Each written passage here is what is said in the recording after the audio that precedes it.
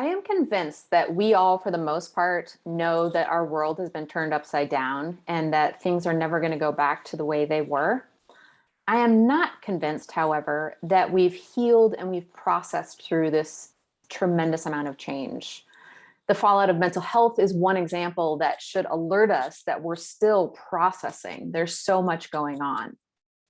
I'm Sarah Lorenz. I'm a mindfulness speaker and trainer helping business leaders and entrepreneurs find their center in business and in their personal lives.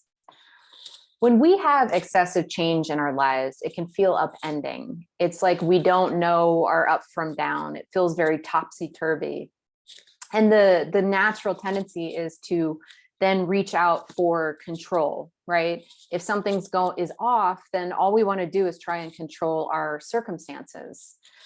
And that's not always possible. That ends up creating a lot more stress for us. And I'm not talking about just normal amounts of stress, stress that there's healthy stress, like there's certain levels of stress that actually get us up in the morning to go to work. And then it helps us to finish projects. So there's a good amount of stress in our lives. And then there's this Hulk level of stress where it seems like everything in our lives just bulks up and starts to feel really, really stressful. So for example, like maybe a colleague of yours noticed, you're putting out this press release and this colleague said, "Oh, hey, I just wanted you to know I reviewed your press release and, the last sentence needed a colon and I just added it, but everything else looks good." And instead of seeing it as like a helpful, critique, you start to bulk up like the Hulk, where it's this pressurized feeling of stress because you can't take what they've given you. That is a sign. That is a sign that you are triggered.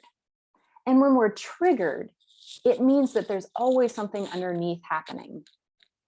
The thing is like when you can be cognizant about your triggers and you can notice when, hey, there's an extreme difference between what this colleague is saying to me and how I'm feeling.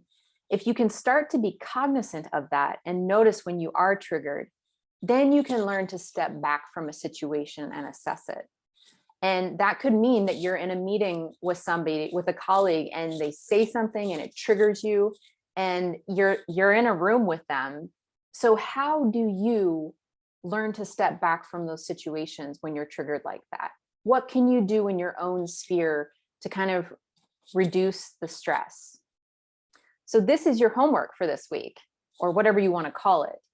When you're starting to feel really, really amped up and feeling that Hulk pressurized stress, I encourage you to find a way to step back, whether that's going outside, taking a deep breath, whether that's saying, hey, I need to use the restroom really quick, whatever you do to reduce that stress so that you don't lash out onto your colleague or lash out onto an employee.